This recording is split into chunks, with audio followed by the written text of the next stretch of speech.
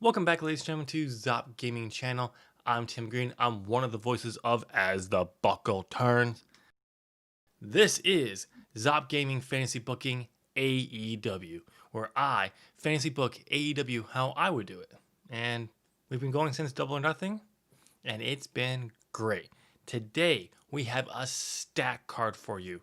And our opening matchup, Kenny Omega, who's been on a bit of a losing streak since dropping the AEW World Tag Team Championships, losing to his former tag team partner, Hangman Page. Can he get a win tonight? We'll find out. Speaking of Hangman Page, he will continue the open challenge for the TNT Championship when he takes on whoever answers it.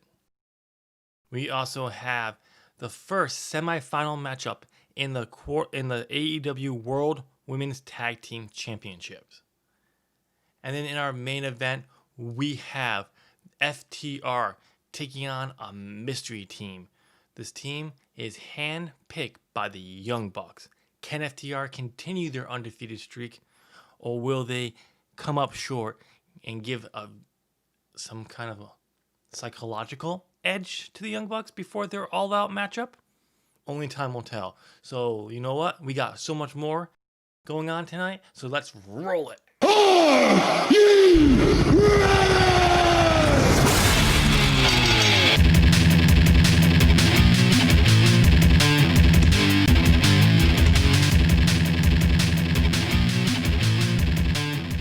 Alright, in our first matchup, we have Kenny Omega taking on Shawn Spears. In a superb matchup, Shawn Spears defeats Kenny Omega in 11 minutes and 35 seconds. Man, it's just not Kenny's time right now. And it was pinfall. It was by a pinfall by the tiebreaker. Kenny Omega had an in-ring performance of 88. Shawn Spears had an in-ring performance of 60. And Kenny Omega benefited from a groundswell of public support. So another loss for Kenny Omega. Man, this just doesn't seem the right time for him. What is going on? But this matchup did get a 70 overall rating, which is phenomenal. Great way to start off the show. Perfect. After the match, Kenny can't believe he lost another matchup and throws a tantrum. This is just not Kenny's time. Man, I probably should have put on that he storms off to the back and leaves the arena, but who knows. The Elite Fracture storyline was automatically advanced with this segment. Okay. Like Kenny Omega benefited from having a ground on public support. Great, but no heat. Which is not a surprise because it's just Kenny in this segment. And it's got a 70 overall too, so I'm happy with that. 2 good starts to this card.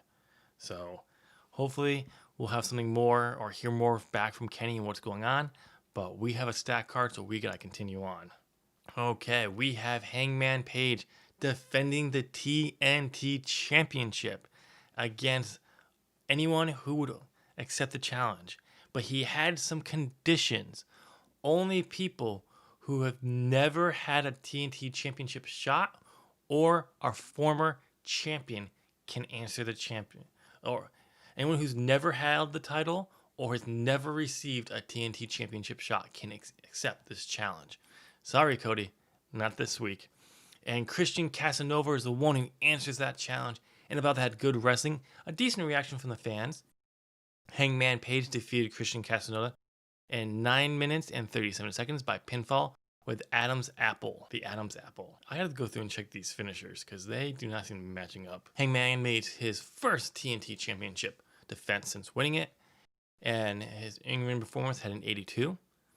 Christian Casanova had a 57. That's not too bad for him. They have good chemistry, which is good. Announced quality lifted the match. And this guy's 68, which is still very good since our last two was a 70. I can take this, especially with Christian Casanova being the person who answered it. It could have gone a lot lower, but I'll take that segment. I'm happy with that. Hangman celebrates his win when Cody attacks out of nowhere. The two brawl with each other. The fight spills out of the ring and into the back. Ooh. Cody's just not letting go of Hangman Page. Now, the question is it because he wants his TNT Championship back, or does he want to get some revenge for being taken out by the Hangman? I think it's kind of both, but I think the revenge part might be a little bit more. Best revenge would be taking that TNT Championship back away from him because that's what he wants, right? The TNT Open Challenge storyline segment was advanced. No heat gained. That's disappointing. Cody benefited from a ground war public support. That's great. And the 74, the highest segment so far. Awesome. We're doing very good on segment ratings right now. I hope this continues. Okay, so we're going to move on with this one. We cut backstage. MJF attacks Jungle Boys and beats him up and leaves him down and out.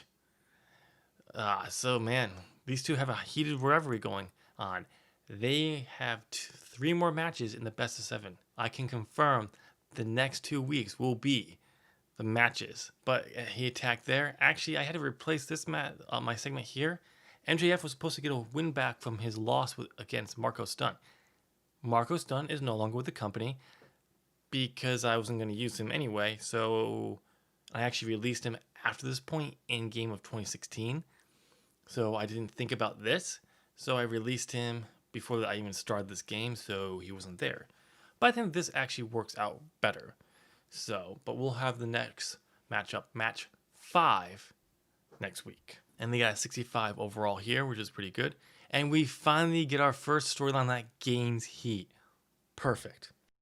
And now we're moving on to the AEW World Women's Tag Team Championship semifinals. Tonight's matchup, we have the Raving Goths taking on Enliven. And in a decent matchup, Enliven defeats the Raving Goths in 14 minutes and 45 seconds when Zoey Skye pins Priscilla Kelly with a Skye Dash. The match was part of the AEW World Women's Tag Team Championship tournament, so that's good there. In-ring performances, Priscilla Kelly had a 50, B. Priestley had a 59, Zoey Skye had a 59, Tenille Dashwood had a 66.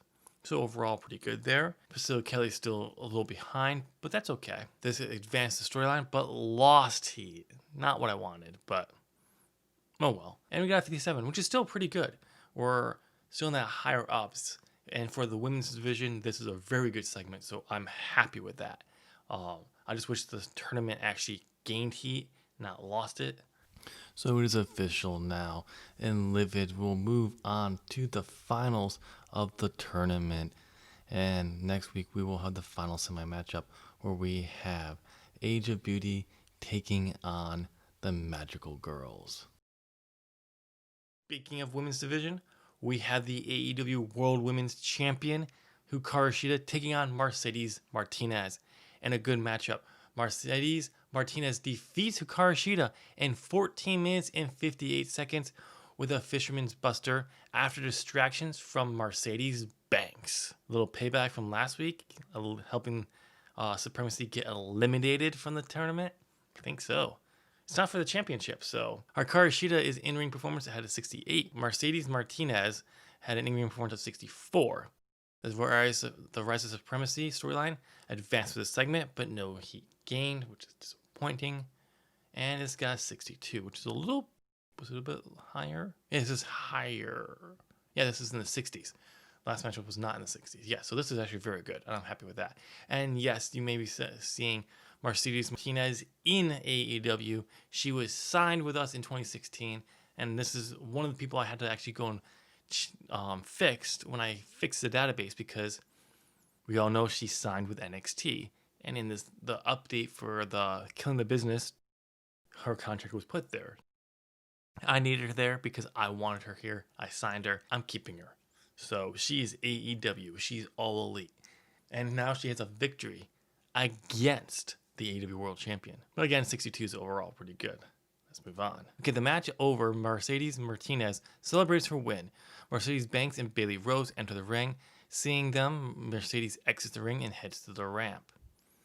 Banks and Bailey hover over the defeated Shida. They attack the second she gets to her feet and beat her down and drop her to the mat. Mercedes watches from the ramp when Tessa Blanchard runs out to the ring.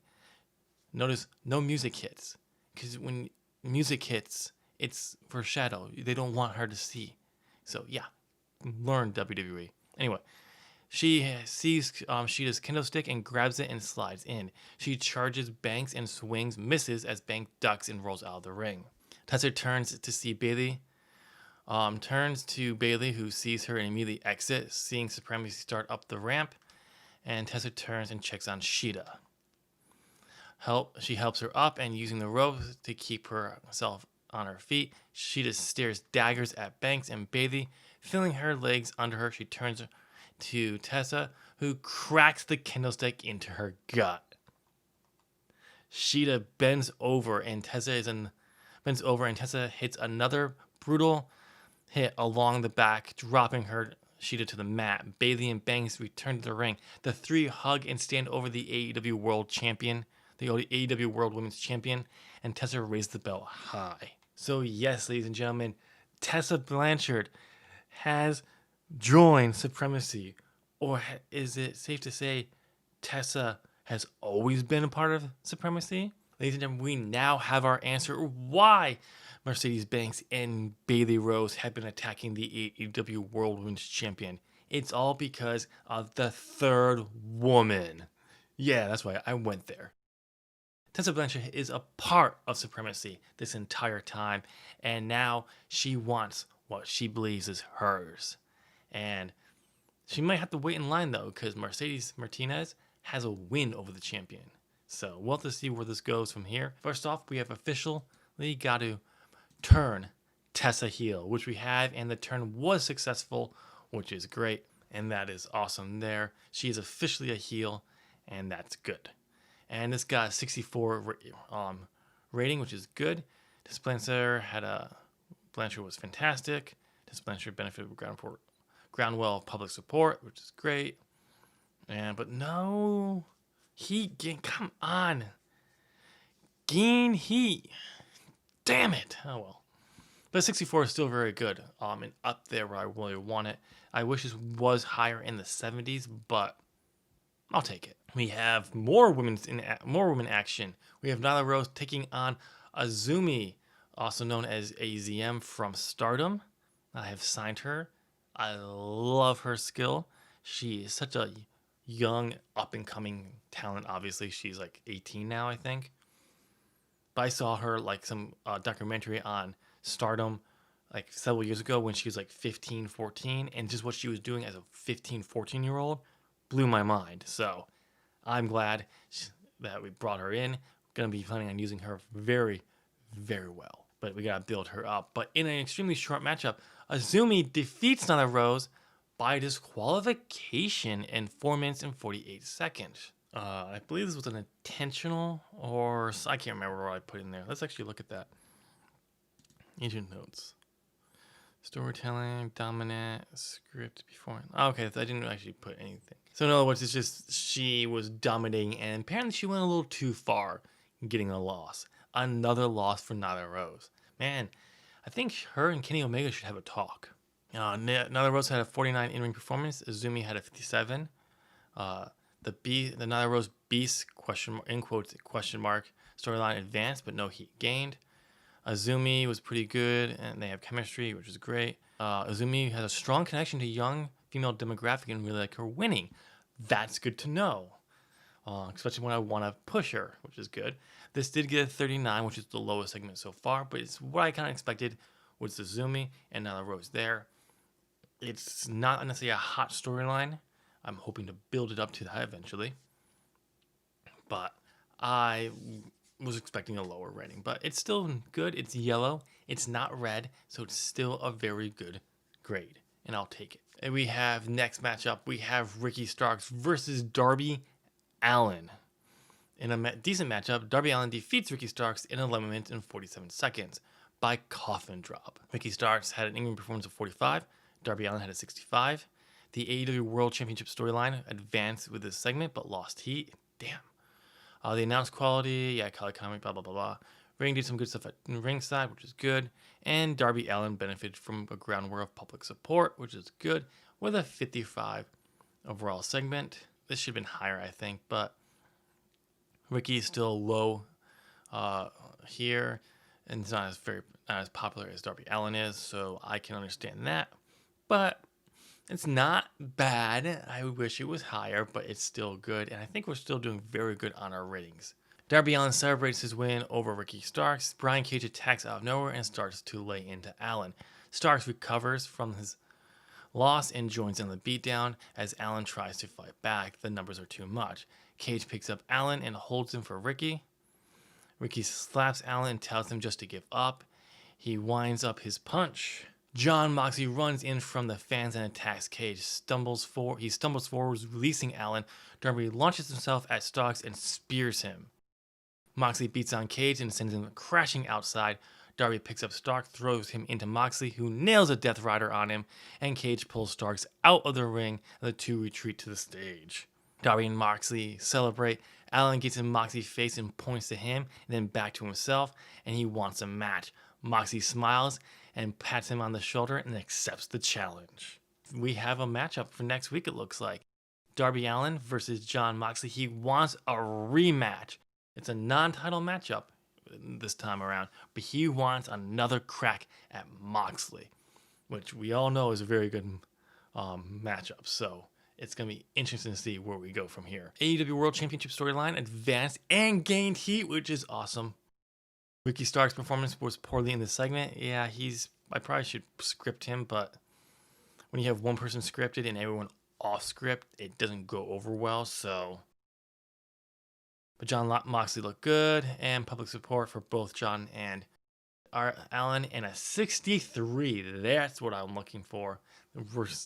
This overall segment for these the world title that they were getting in 2016 is what I'm looking for right now, and this is what I'm looking for. FTR comes out to the ring ready to fight. Dax grabs a mic. Dax, okay, we are here and ready. Dax hands the mic off to Cash. Cash, let's see what team the Young Bucks were able to find. Dax and Cash look skeptical that they found a good team.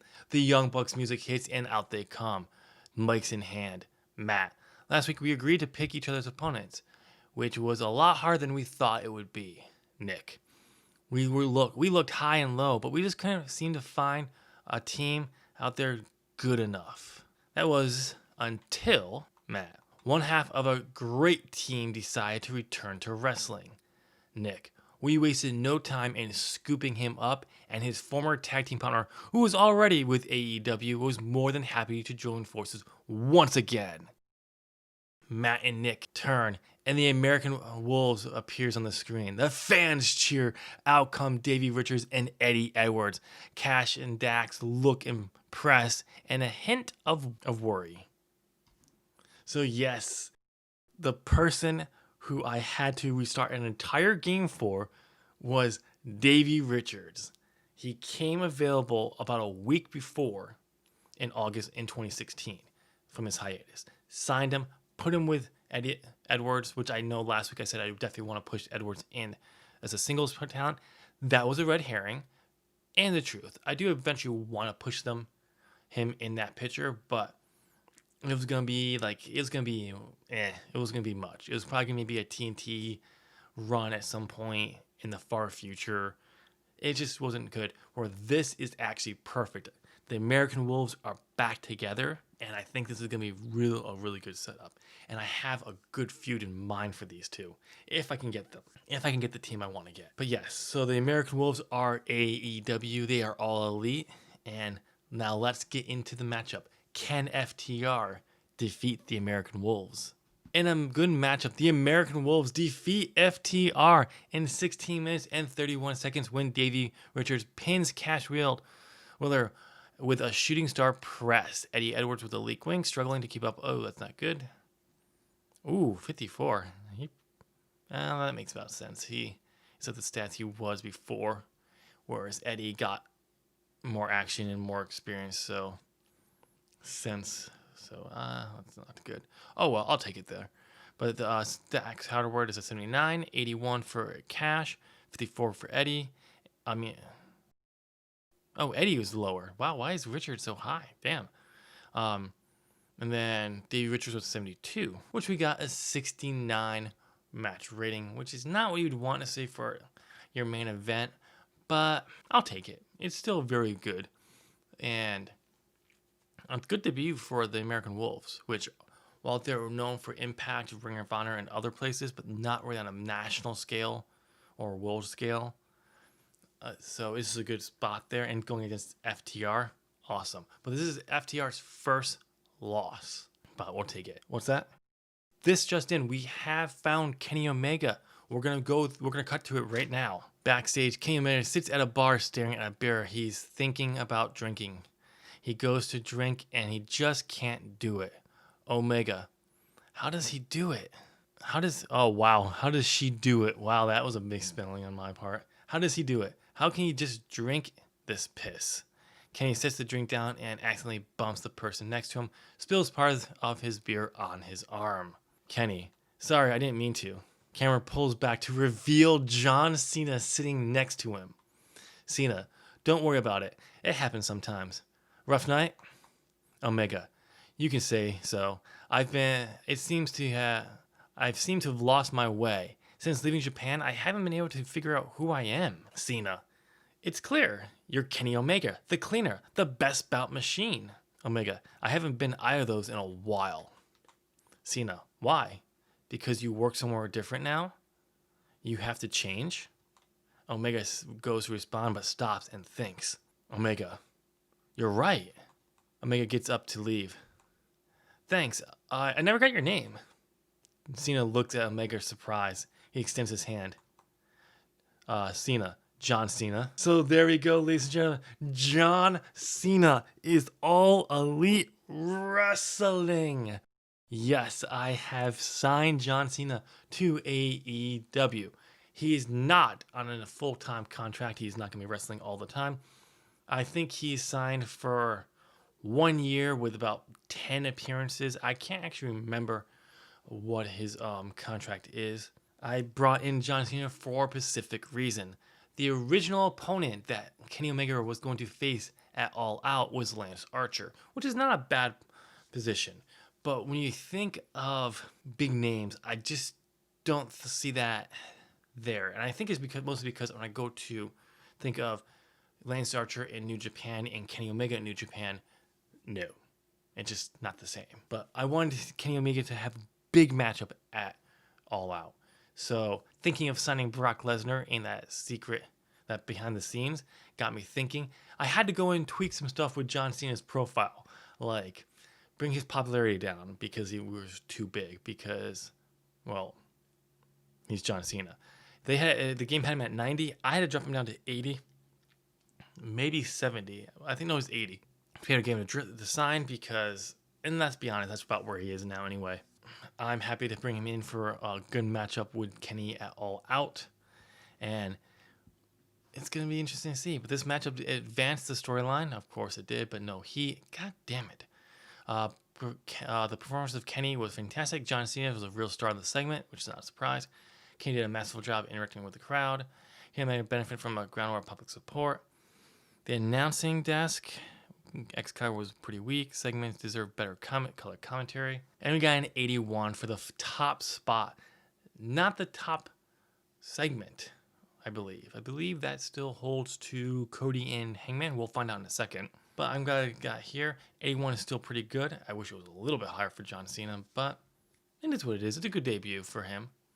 And let's find out how we did overall. We got a 71 overall. I figured this would be a little bit higher than that. Damn. The highest segment of the night. Oh, okay. 74? I don't know. I was thinking about like Hangman and Cody getting into the 80s. 74 FTR, 74 for Cody. Okay, so we kind of dropped down for a while. Just kept going down, up a little bit down, then came back up, then down a little bit, but back up in a big way, which I'm happy for here. 71, 28 regions, popularity gain. 2 regions we couldn't go to, as well as 7 in Canada, which sucks. I think it's just because of our contract with TNT. So, but I'll take that. So let's go find out what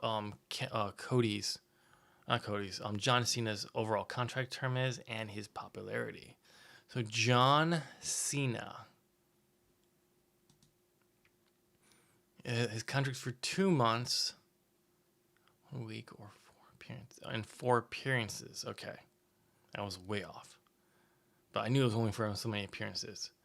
Appearances with the initial length of 2 years. Oh, okay, so it has 2 months. And it has 2 months. week or 4 appearances remaining is initial length of 2 years and or 5 appearances. That makes no sense because I didn't put an actual 2 years or anything. Oh, I think I meant to put it over 2 years, and oh well, it doesn't matter. 4 appearances total, and the contract is ironclad, so he cannot go anywhere until this contract's over, which is good. And then his popularity, as you can see, I put in the 80s because it makes more sense to me. All right, ladies and gentlemen, that is the show. Let me know down in the comment section what you thought of it. Were you surprised to see John Cena debut in All Elite Wrestling? Do you think? What do you think of Kenny and John Cena going for All Out? What do you think of Tessa Blanchard turning heel and revealing she is part of Supremacy? And what's going on with Kenny? We now have an idea of what's going on with Kenny, and it seems like he's been fired up. Time will tell, fans. Time will tell. But next week we will have a packed matchup where we have Darby Allin and Jon Moxley 2. We have the final semifinal matchup of the AEW World Women's Tag Team Championship tournament, and much, much more. So tune in next week up. You made it to the end of this. Please give this video a thumbs up. It's a great way to help support ZOP Gaming and this show. And since you made it to the end, hit that subscribe button, ring that bell, and turn on all notifications so you know when all fantasy booking and other ZOP content go live. Thanks again for watching. I hope you enjoy the rest of your day, and I'll chat with you in my next video. Bye.